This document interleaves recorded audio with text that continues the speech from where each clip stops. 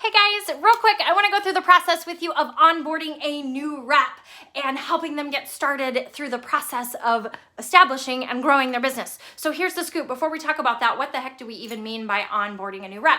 Well, here's the deal. Congratulations. You have grown your team. You've planted those seeds and you've watered those seeds and you've seen them come to fruition. And you have a rep that is now part of your team and you're responsible for them.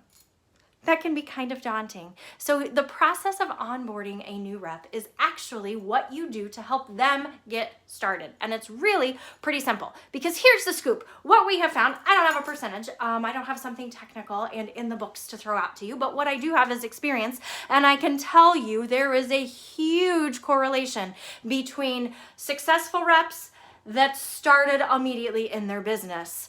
The sooner you start, the sooner you get off the ground running, the greater chances you have of being successful in your business. Those that tend to wait and put it off and kind of let that initial wave of adrenaline and excitement die down before they really do anything with it really tend to have a harder time getting their business going. Not that it doesn't happen, not that it can't happen, it's just harder. So let's make it easier and let's talk about how you onboard a rep. What is the process that you need to do to get them established and get them started? And quite honestly, it is jump in with both feet. Don't have any idea of what all this back office stuff means. I don't have any idea what I'm doing, but I'm going to jump in with both feet because, I mean, really think about it.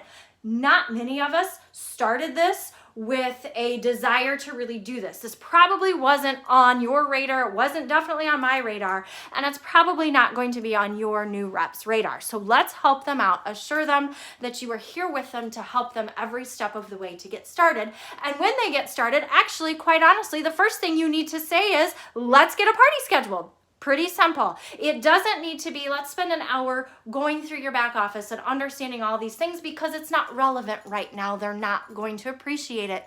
They're not going to remember it. What they need to do right now is get a party scheduled and then schedule that party and then touch base with me. Give them about 2 to 3 days to get that party scheduled. And really, corporate is going to email them 3 different emails with videos talking about some of the corporate-y Zaya business side of things. So they're going to get that. What they need to do right now is reach out to people and get their parties scheduled. Encourage them to make a list of 100. Encourage them to go after it. You know, step 1 is to ask. Reach out and ask. And that's what you are having them do.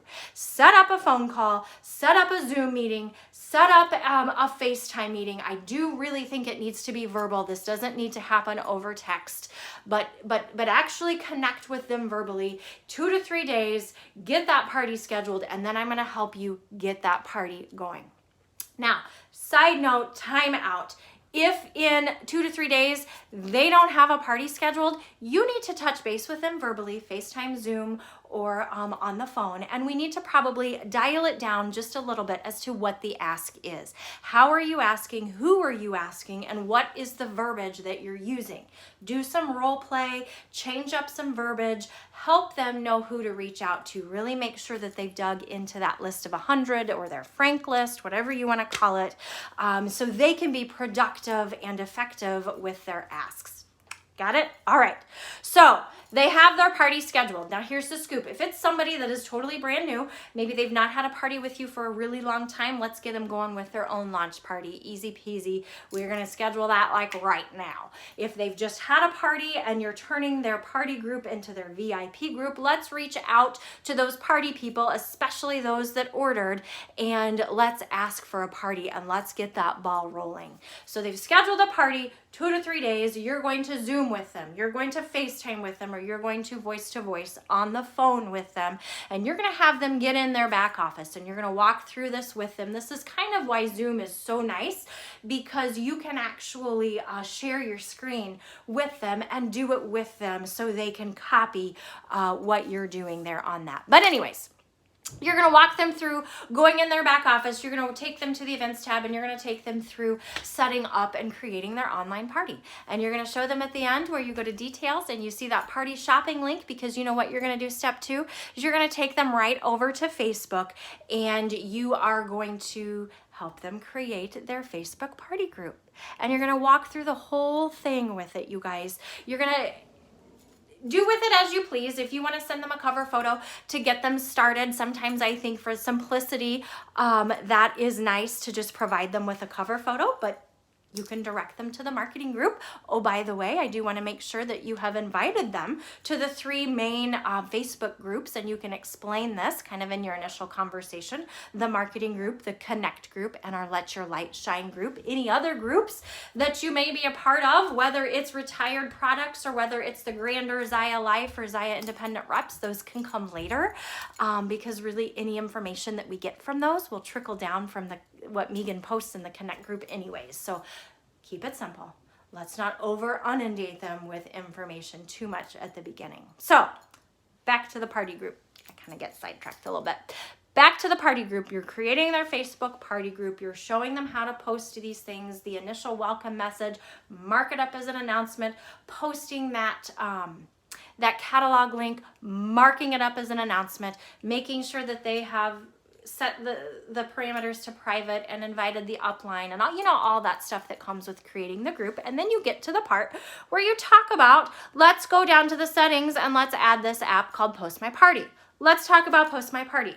And I want you to right there tell them what it is, why it's important to have, and let them make the decision what to do with it right now. Doesn't mean their decision in this moment has to be permanent, but I do want you to encourage all of your new reps to use Post My Party. And there's really 2 reasons why I want to encourage this. Number 1 is we're finding when you use Post My Party, the whole concept of a business page that I've had all of you create is not as pertinent because posts coming through Post My Party are viewed differently as posts coming from an individual.